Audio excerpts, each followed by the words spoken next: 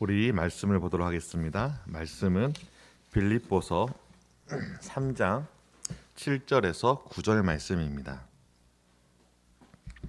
빌립보서 3장 7절에서 9절 말씀입니다. 제가 가지고 있는 성경으로는 신약 성경 321면이 되겠습니다. 빌립보서 3장 7절부터 9절까지의 말씀을 같이 함께 봉독하겠습니다. 7절입니다. 그러나 무엇이든지 내게 유익하던 것을 내가 그리스도를 위하여 다 해로 여길 뿐더러 또한 모든 것을 해로 여김은 내 주 그리스도 예수를 아는 지식이 가장 고상하기 때문이라. 내가 그리스도를 위하여 모든 것을 잃어버리고 배설물로 여김은 그리스도를 얻고 그 안에서 발견되려 함이니 내가 가진 은은 율법에서 난 것이 아니요 오직 그리스도를 말미암은 것이니 곧 믿음으로 하나님께로부터 난 은이라. 아멘. 또한 모든 것을 해로 여김은 내 주 그리스도 예수를 아는 지식이 가장 고상하기 때문이라. 내가 그를 위하여 모든 것을 잃어버리고 배설물로 여김은 그리스도를 얻고. 기도하시겠습니다. 하나님, 그렇습니다. 우리가 그리스도를 아는 지식에서 자라가 하나님이 기뻐하시는 그 온전함과 장성함에 이를 수 있도록 인도하여 주시옵소서. 우리가 넘어질 수밖에 없는 이유가 우리의 미성숙함에 있사오니 항상 우리가 하나님의 말씀과 은혜로 성숙해지고 그로 인하여서 주님께 영광 돌리는 삶을 살아갈 수 있도록 인도하여 주시옵소서. 예수님의 이름으로 기도합니다. 아멘. 우리 6월 달 3주 남았는데 3주 동안에는 그리스도 아는 지식에서 자라감이라는 주제를 가지고 같이 은혜를 나누는 시간이 되었으면 좋겠습니다. 그리고 7월 달부터는 느헤미야 성경을 가지고 주에 강해를 하려고 합니다. 미리 여러분들 6월 달에 느헤미야를 한번 같이 읽으셔서 그 안에 있는 하나님의 은혜를 같이 나누었으면 좋겠습니다. 부모의 기쁨은 태어난 자녀가 건강하고 지혜롭게 잘 자라는 것을 보는 것이 아니겠습니까? 아마 여기 앉아 계시는 부모들 가운데 자녀들을 낳고 그 자녀들이 그렇게 건강하고 지혜롭게 자라가는 것을 볼 때 우리 마음이 뿌듯해지는 것을 우리가 경험해 본 적이 있을 것입니다. 그리고 여기 할머니, 할아버님도 계시는데 할머니, 할아버님이 살아가는 삶의 낙 가운데 가장 큰 것이라고 한다면 아마도 자신의 자녀로부터 태어난 손주나 손녀가 건강하게 자라가는 그 모습을 보는 것이 아닌가라고 생각이 되어집니다. 이처럼 그러한 자녀들, 손주, 손자가 건강하게 잘 자란다는 것은 그 자체에 생명이 있다는 것을 증거하고 있는 것이죠. 우리도 마찬가지라는 것이죠. 우리가 자라간다는 것은 우리에게 무엇이 있는 거예요? 생명이 있다는 것을 보여주고 있는 것입니다. 종자라고 부르는 이 씨앗도 마찬가지라는 것이죠. 생명이 있다면 그 씨앗을 땅에 심으면 그 생명으로 인하여서 품고 있는 생명으로 인하여서 싹이 나고 자라나 열매를 맺는 것이죠. 연꽃의 경우에는 1000년 전에 종자를 발견해서 심었더니 그 연꽃의 이 씨앗이 생명을 품고 있는 한은 그것이 자라난다는 거예요. 그런데 죽어 있는 씨앗은 아무리 심어도 자라나지가 않는다는 것이죠. 그러니까 생명이 있고 생명이 없고의 그 차이가 무엇입니까? 자라나느냐, 자라나지 않느냐라는 그 차이를 보여주고 있다는 것입니다. 본질상 모든 인간은 죄로 인하여서 죽은 상태가 되어졌습니다. 여기서 죽은 상태라는 것은 육체적인 죽음이 아니라 영혼의 죽음 상태를 말하는 것이죠. 물론 육체도 주어진 시간이 흐르면 죽게 되어지겠죠. 영혼이 죽었다는 것은 그가 하나님과 상관없이 살아가는 존재라는 것을 이야기합니다.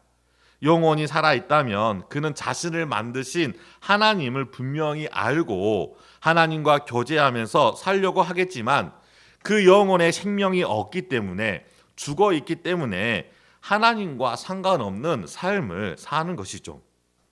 육체가 살아있다고 해도 영혼은 죽어 있기 때문에 그 인간은 두 번의 죽음을 경험한다라고 성경에서 우리에게 가르쳐주고 있습니다.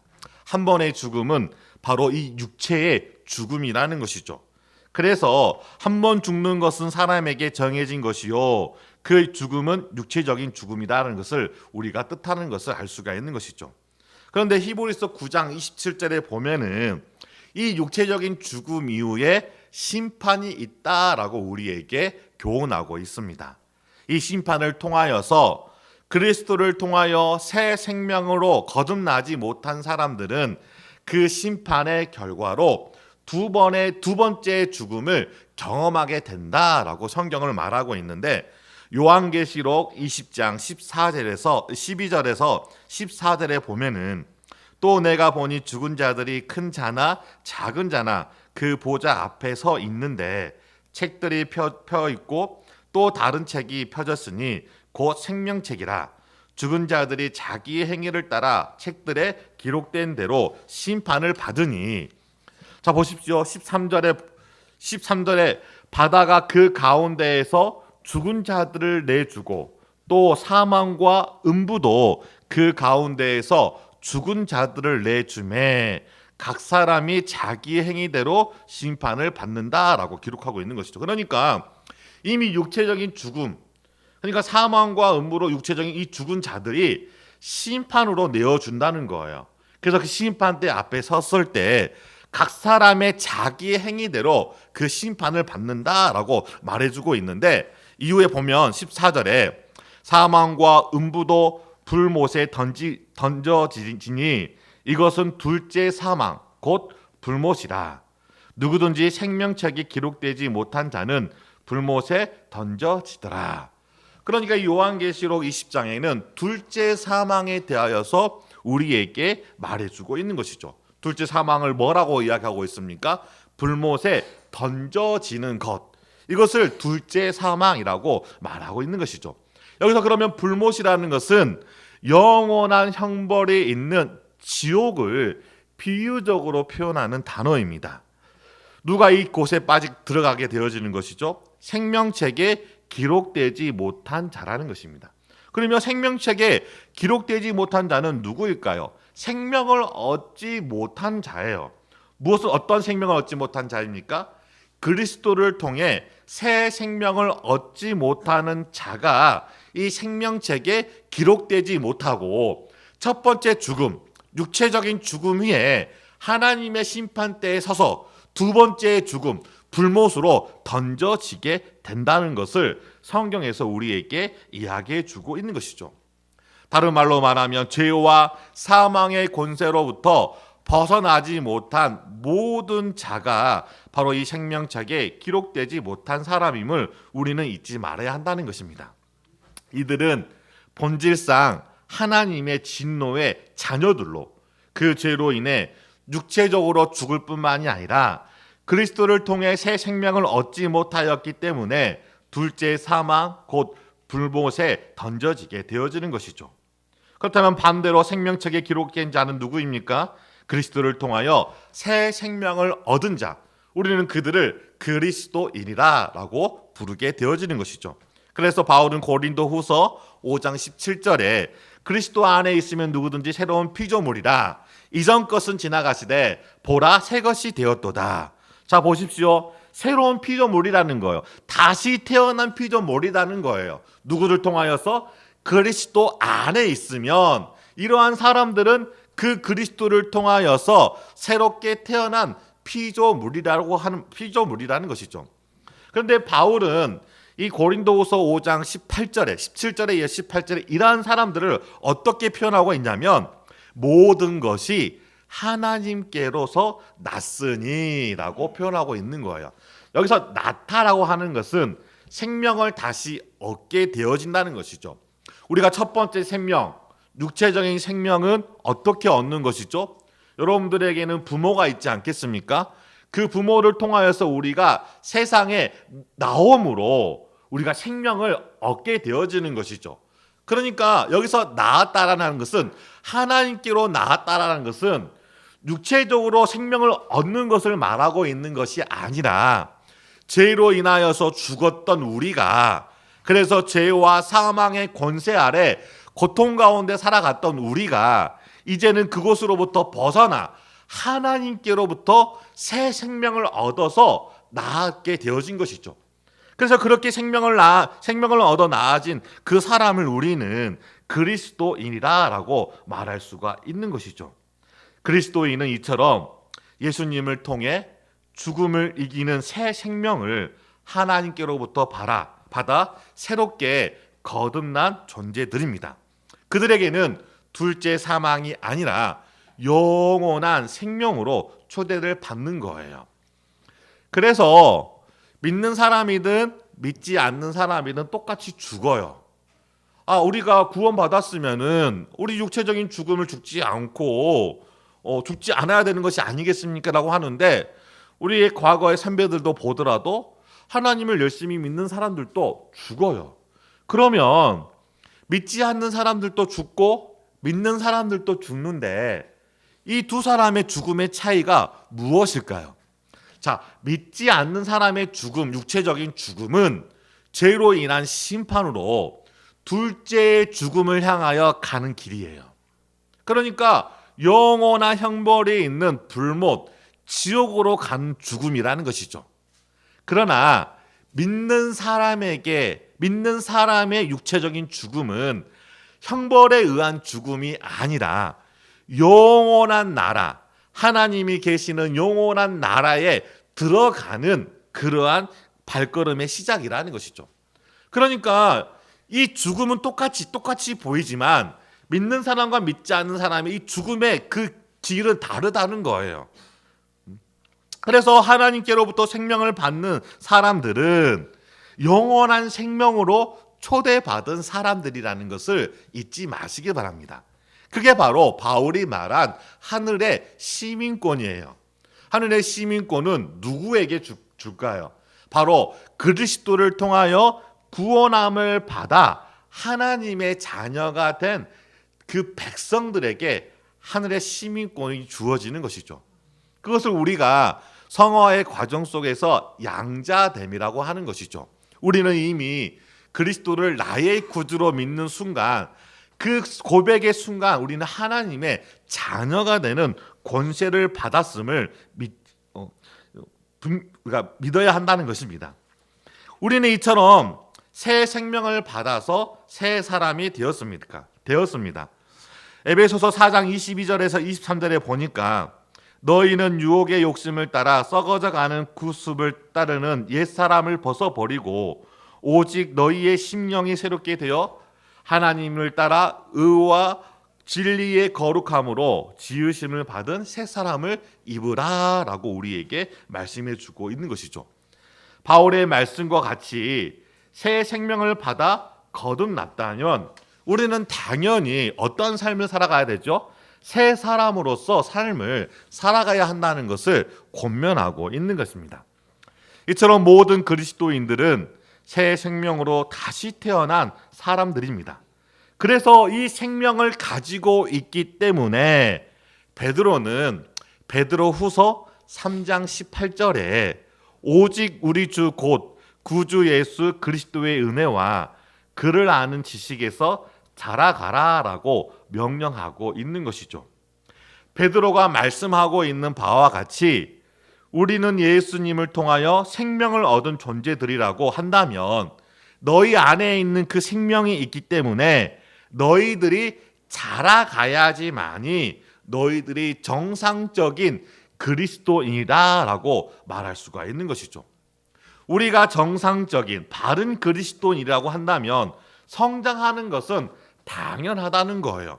마치 어린아이가 태어나서 시간이 흘러감에 따라서 자라가는 것처럼 그리스도인도 그리스도를 통하여서 새로운 피조물이 되었다면 그 그리스도 안에서 성장해야지만이 올바른 그리스도인, 빛과 소금의 그러한 삶을 살아갈 수가 있는 것이죠. 그래서 이렇게 성장해 가는 과정들을 성경에서 우리에게 무엇이라고 이야기하냐면 온전함 또는 장성함으로 이야기해 주고 있어요.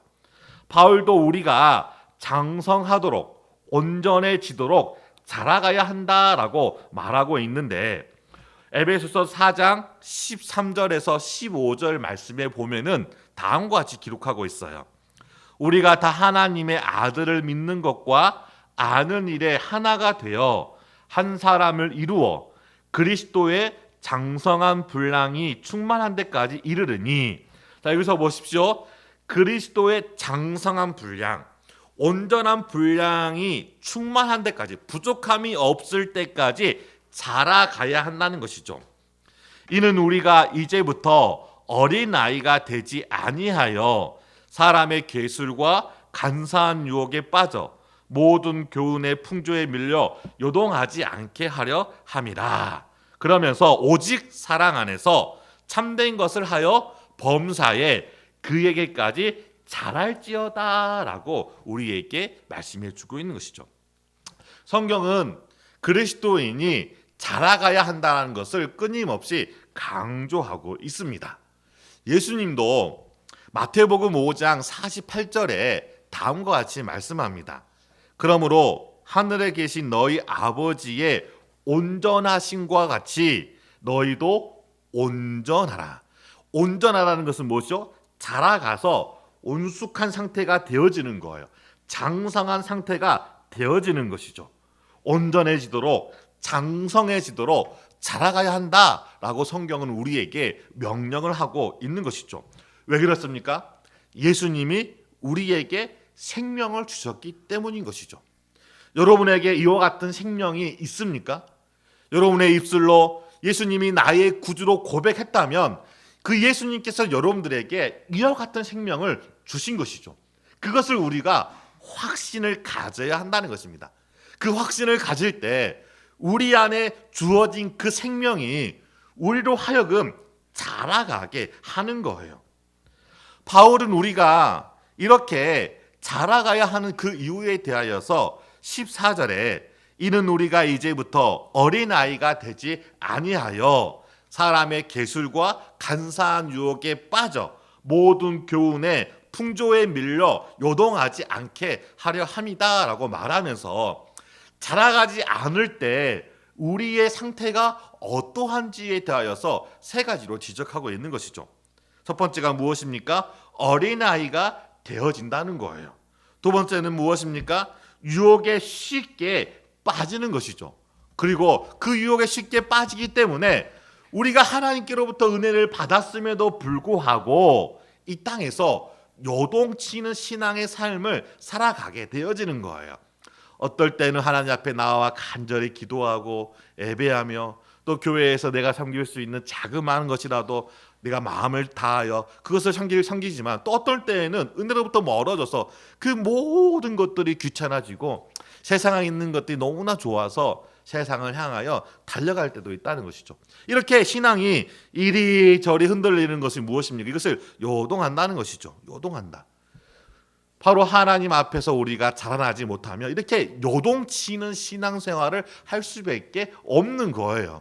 사람들의 마음이 상해서 그때부터 교회를 안 나오게 되어지고 목사의 말에 마음이 상해서 그때부터 하나님 일에 헌신하지 않게 되어지고 이 모든 것들이 나를 요동하게 하는 것으로 작용하게 된다는 것이죠.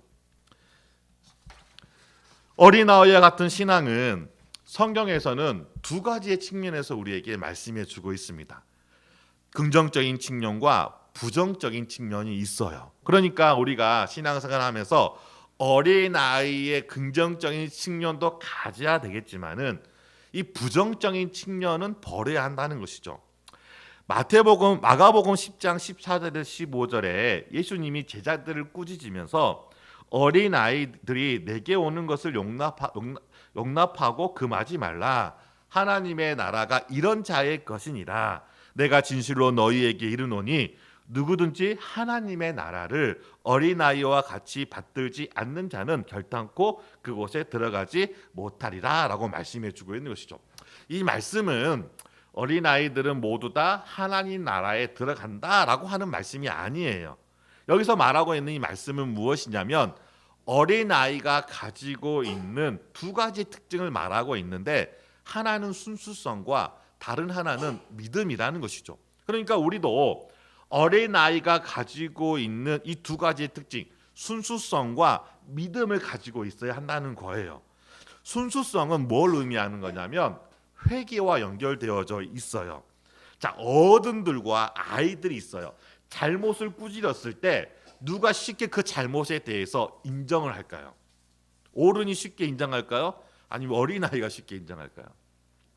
누가 인정할까요, 지사님?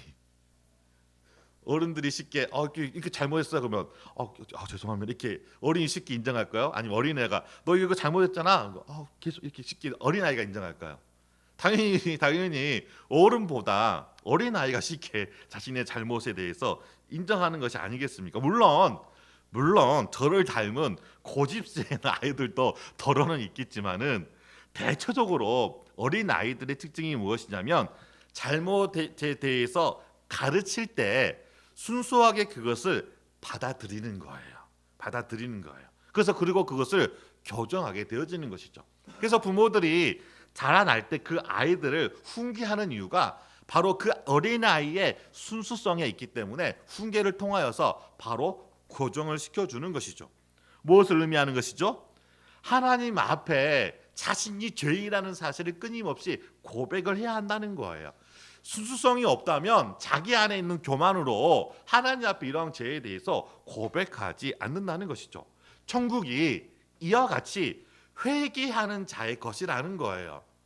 우리가 연약함 때문에 잘못할 수도 있겠죠. 목사인 저라도 할지라도 잘못할 때가 많아요. 그때마다 그 잘못을 하나님 앞에 용서를 구하며 회개해야 한다는 것이죠. 이게 바로 어린아이가 가지고 있는 순수성이라는 거예요. 두 번째로는 믿음이라는 것이죠. 온전히 부모를 의지하는 것과 같은 그 어린아이의 믿음을 우리가 가져야 한다는 것을 의미하는 것이죠. 그런데 이 바울이 에베소서에서 말하고 있는 이 어린아이의 부정적인 것은 뭐냐면 성숙하지 못하는 것을 의미합니다. 미성숙한 상태를 말해주고 있는 것이죠. 미성숙한 상태에서 나타나는 가장 큰 특징 가운데 하나가 무엇이냐면 자기만을 아는 거예요. 그래서 자기만의 아픔, 자기만의 필요로 인하여서 울부짖게 되어지는 것이죠. 이게 첫 번째 특징이에요. 두 번째 특징은 무엇이냐면 일관되지 못하다는 거예요. 우리 아들이 설교 때는 가족을 건드리지 말라 하더라고요. 그렇죠? 예. 우리 아들이 아니라 어린 아이들의 특징이 뭐냐면 마트를 데리고 가요. 마트를 데리고 가면은 저거 사줘 해요. 그 가운데 이제 부모님이 형편이 되는 것을 사줬어요. 하루는 열심히 갖고 놀아요. 둘째 날에도 열심히 갖고 놀아요. 셋째 날에는 보니까 딴 짓을 하고 있어. 그래서 너 어제 사준 거 어디다 놨냐? 몰라요. 아이한테 쫙 귀퉁이에 박혀 있어요. 그리고 또 마트에 가면 또 저것을 사달라고. 뭐예요? 자기가 좋아하는 것이 일관성이 계속 바뀌는 거예요. 감정이 바뀌고 그 상황에 따라 바뀌는 거예요. 뭘 보여주냐면 일관성이 없는 것을 보여주고 있는 것이죠. 그러니까 이렇게 저렇게 말을 반복하고 그렇기 때문에 쉽게 거짓 교사나 거짓 선지자들의 말에 속기 때문에 그리스도에 대한 믿음과 지식에서 하나 되도록 성숙하지 못하면 이와 같이 어린아이의 미숙함에 빠지게 된다는 거예요. 교회에서 보면 오랜 신앙생활을 하였음에도 불구하고 이제 막 신앙생활하는 성도보다 더 못하는 모습을 보여주는 성도들을 우리가 종종 볼 때가 있습니다. 오히려 처음 신앙생활 할 때 불같이 타오르던 그 열정으로 내가 죽으면 죽으리라고 하는 그런 각오로 무모할 정도로 열심을 가지고 신앙생활 하였다면 시간이 흐를수록 어느덧 그 열정은 사라지고 이제 눈치만 들어서 이리 피하고 저리 피하는 그런 성도들이 되어져 버린 것이죠. 왜 그렇습니까? 자라나지 못했기 때문인 것이죠. 그 안에 생명은 주님께서 십자가에서 못 박혀 죽으시고 부활하심으로 생명을 주었지만 그 생명이 내 안에서 자라나지가 못한다는 거예요. 그러니까 10년, 20년, 30년이 지나고 시간이 지나니까 직분은 받겠죠. 서리 집사, 안수 집사 또는 권사님 또는 장로님 이런 직분을 받겠죠. 근데 직분을 받으면 뭐 합니까? 목사가 되면 뭐 합니까? 신앙이 자라가는 그 시간만큼 연그러져서 성숙함이 드러나야 함에도 불구하고 온전함과 장성한 모습이 드러나야 함에도 불구하고 여전히 미숙함의 그 모습들이 계속해서 보여지는 것이죠. 이와 같이 생명을 얻었는데 우리가 자라나지 못한다면 어린아이와 같은 신앙이 되어버린다는 것입니다.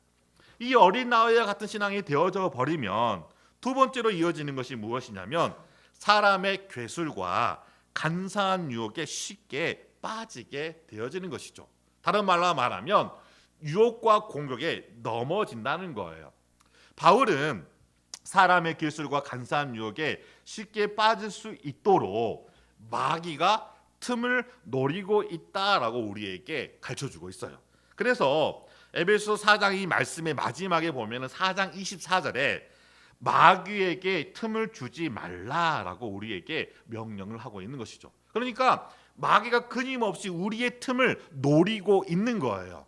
그 틈을 노려서 뭐합니까? 사람의 기술과 간사한 유혹으로 너무나도 쉽게 달콤하고 쉽게 빠질 수밖에 없는 그 유혹으로 우리의 틈을 파고 들어와서 우리를 넘어뜨리는 것이죠. 대표적인 사건이 하와 사건이에요.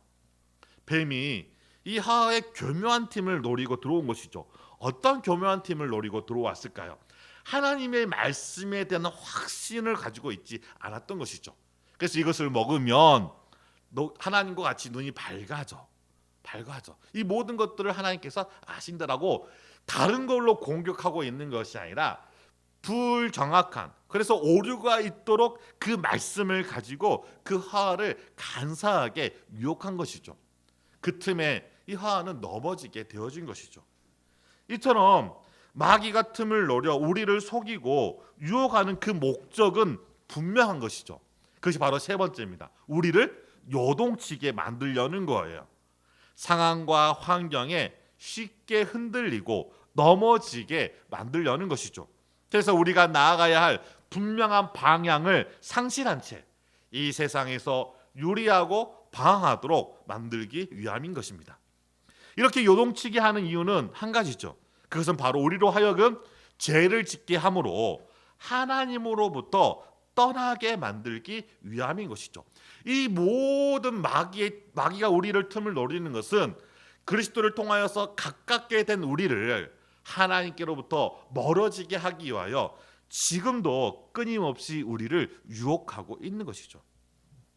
신명기 7장 4절에 그가 내 아들을 유혹하여 그가 여호와를 떠나고 다른 신들을 섬기게 함으로 여호와께서 너희에게 진노하사 갑자기 너희를 멸하실 것입니다 라고 모세는 가나안 땅을 들어가게 될 이스라엘 백성들을 향하여 경고하고 있는 거예요.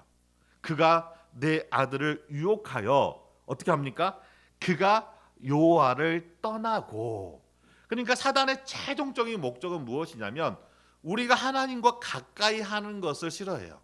그래서 어떻게 하든지 간에 그 하나님으로부터 멀어지게 하기 위하여 끊임없이 우리를 공격하고 있는 것이죠. 이러한 공격에 우리가 넘어지는 그 이유는 무엇입니까? 성경은 분명하게 우리에게 말해주고 있는데 그것은 전적으로 자기의 욕심 때문이다라고 성경은 경고하고 있는 것이죠. 그래서 야고보서 1장 14절부터 15절에 오직 각 사람이 시험을 받는 것은 자기 욕심에 끌려 미혹됨이니 욕심이 잉태한즉 죄를 낳고 죄가 장성한즉 사망을 낳느니라. 자, 여기서 보십시오. 여기도 장성함이 나와 있어요. 그런데 자, 그리스도인이 장성해서 생명을, 영원한 생명을 낳아야 되는데 여기서는 죄가 장성해서 뭘 낳습니까? 다시 사망을 낳는다는 거예요. 에베소서 4장 22절에서도 너희는 유혹의 욕심을 따라 썩어져가는 구습을 따른 옛사람을 벗어버려야 한다라고 우리에게 교훈하고 있는데 우리가 옛사람의 모습을 벗어버리지 않는 그 삶을 살고 있기 때문에 바울이 그 에베소 교회를 향하여서 경고하고 있는 거예요. 너희들이 그리스도를 통하여 새 생명을 얻었는데 왜 너희들이 새 사람으로 살아가는 것이 아니라 여전히 옛사람의 모습으로 살아가느냐. 그렇게 살아가지 말아야 된다라고 우리에게 권면을 하고 있는 것이죠. 따라서 우리가 이제부터 어린아이가 되지 아니하고 사람의 계술과 간사한 유혹에 빠져 모든 교훈의 풍조에 밀려 요동하지 않기 위해서는 날마다 장성한 분량이 충만한 데까지 자라가야 한다는 것이죠. 그런 주님의 자녀가 되시기를 주의 이름으로 소원합니다. 자, 그렇다면 자라감에 있어서 중요한 요소가 있습니다. 건강하게 자라가야 되겠죠. 자라가는데 열매를 맺지 못하는 그러한 식물로 자라가서는 쓸모가 없는 거예요. 그러니까 식물들은 잘 건강하게 자라가야 한다는 것이죠. 자, 식물의 최종적인 목적은 무엇이냐면 열매를 맺는 거예요. 그럼 우리도 자라감에 있어서 최종적인 목적은 뭐가 되어야죠? 열매를 맺는 그러한 자라감이 되어져야 한다는 것이죠. 식물이 열매를 맺기 위하여서 많은 요소들이 필요하겠지만 두 가지 요소가 있습니다. 하나는 무엇일까요? 물과 또 하나는 무엇일까요? 햇빛이죠. 저희 교회를 들어오다 보면은 봄에는 식물을 심어놔요. 올해는 이제 방울토마토하고 가지하고 호박을 심었어요. 이제 방울토마토, 가지, 호박이 심겨진 것이 있는데 그 옆에 보면은 사과나무가 있어요. 사과나무가. 열린교회 집사님이 이제 앞에 저희가 자그마한 원래는 옥상에다 하단을 만들려고 했어요. 옥상이 굉장히 넓거든요. 전에 있던 교회에서는 옥상에다가 축구장을 만들었어요. 축구장을 만들다 보니까 이제 그 빔을 채우다 그렇게 박다 보니까 이제 물이 새서 3층에 물이 새가지고 이제 주인이 이제 계약을 하면서 옥상에서는 될 수 있으면 아무것도 안 했으면 좋겠다. 그래서 우리가 이제 옥상에다가 이제 이렇게 식물도 심고 좀 올라가서 좀 이렇게 좀 힐링도 할 수 있는 그러한 공간을 만들려고 했는데 이제 그런 거 하지 않고 그럼 어떻게 할까라고 생각하면서 오는 길에 자그마한 화단을 2개를 만들어 놓은 것이죠. 그 하단에 이제 사과나무를 딱 심어 놓은 거예요. 첫째 해에는 사과 열매가 많이 열었지만은 저희들이 이렇게 한 번도 해보지 않아서 다 떨어지고 8개가 열렸어요. 그래서 8개라도 얼마나 이렇게 좋아요. 그래서 8개를 따먹는데 좀 맛있었어요. 근데 이제 둘째 해에는 이제 가지를 너무나 치다 보니까 이게 자라서 이렇게 자란 상태에서 꽃이 나야지만 열매 맺잖아요. 둘째 해에는 자라가기만 하지 열매를 맺지를 않는 거예요. 꽃은 피었긴 피었는데 그 꽃이 수정이 안 되어서 열매가 안 된 거예요. 그래서 이제 마음이 속상하죠, 그렇죠?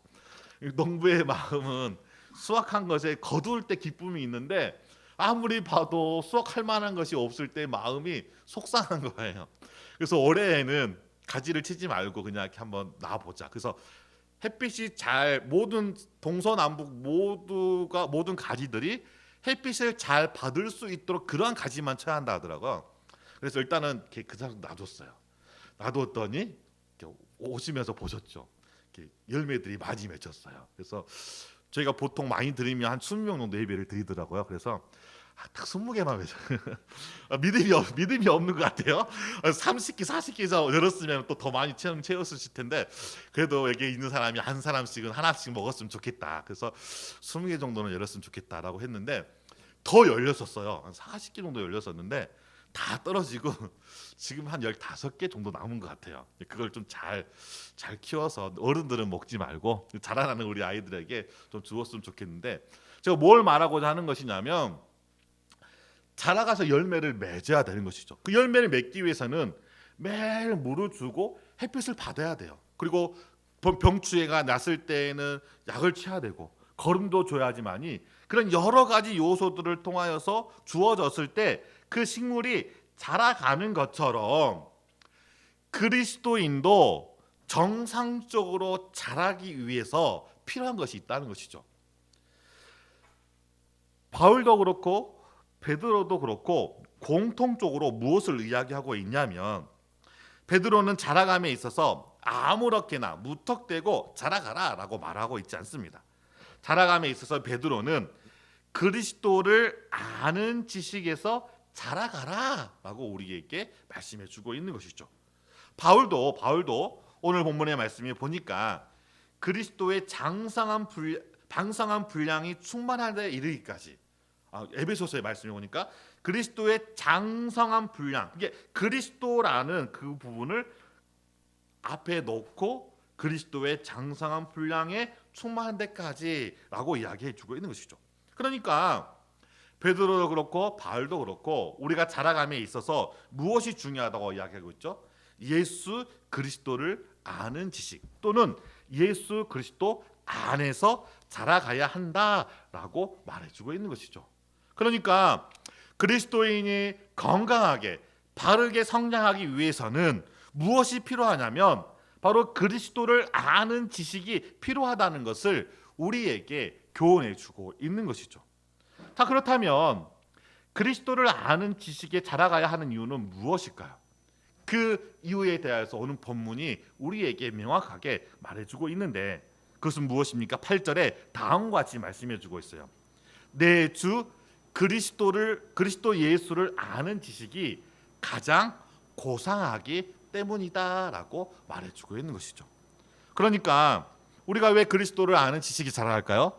그리스도를 아는 지식이 다른 그 어떤 것들보다 가장 고상하기 때문에 우리가 그리스도 안에서 자라가야 한다라고 교훈하고 있는 것입니다.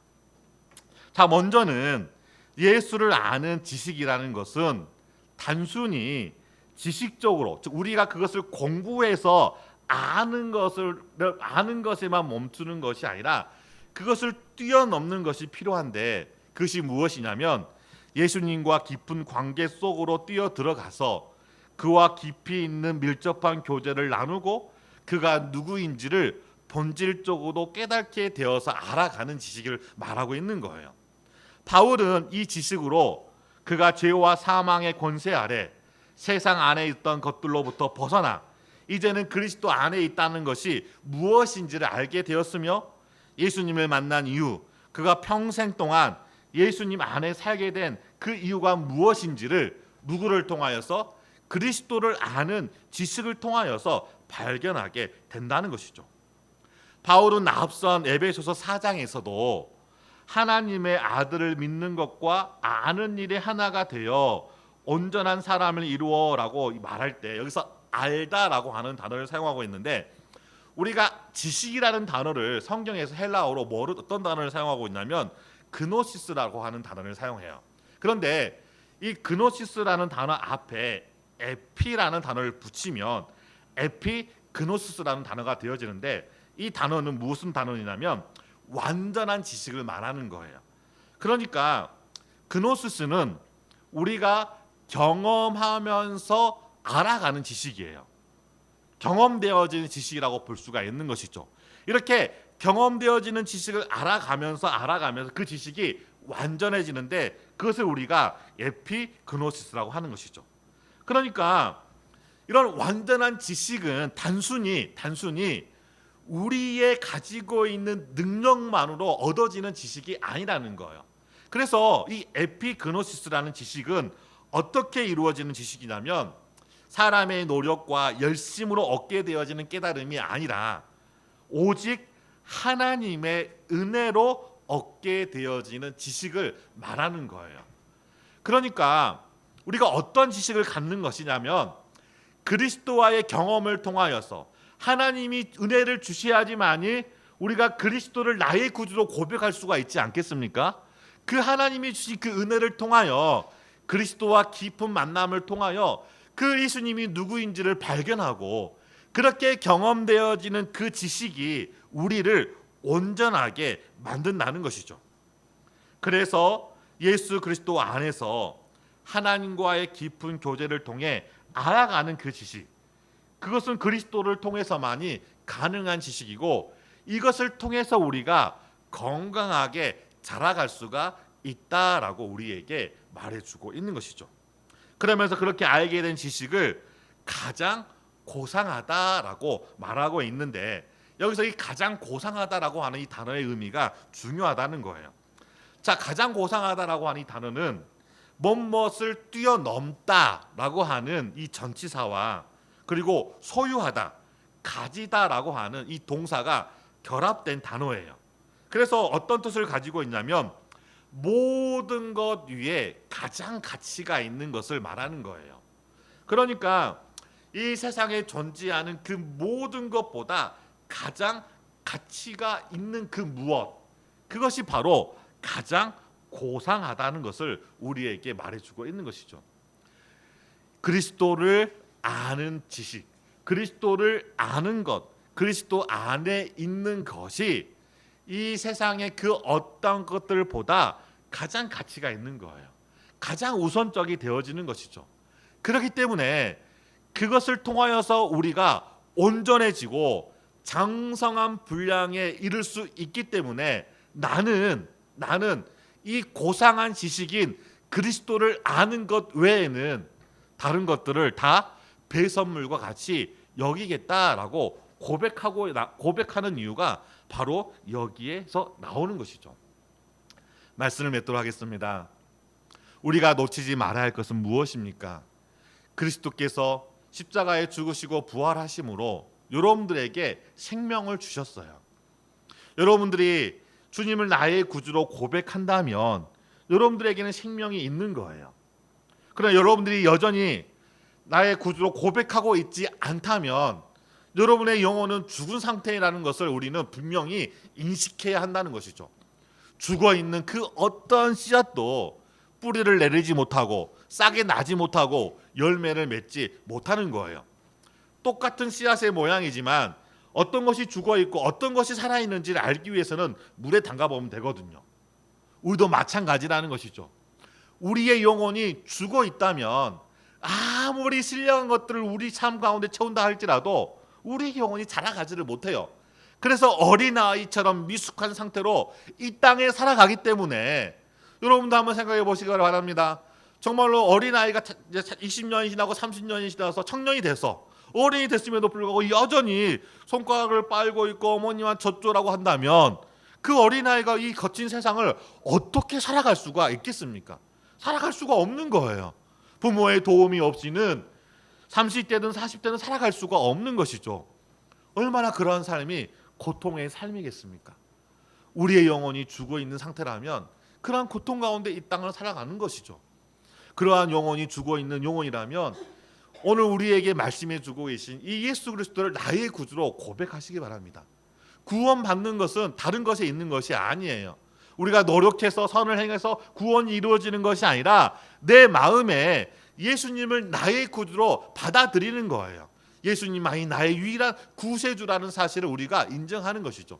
그렇게 인정하는 자녀라면 여러분들에게는 뭐가 있는 거예요? 생명이 있는 거예요.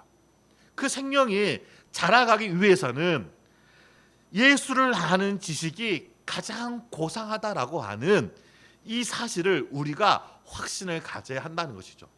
그래야지만이 세상의 그 어떤 것들보다도 그 예수를 아는 지식에 우리의 삶을 던질 수가 있는 거예요. 그렇지 않으면 오히려 여러분들은 그 예수를 알아가는 것들이 오히려 배선물처럼 여겨지게 되어지고 세상에 있는 것들을 쫓으며 살아가는 그런 옛사람, 거짓된 모습으로 살아가는 그런 삶을 살게 되어지는 것이겠죠.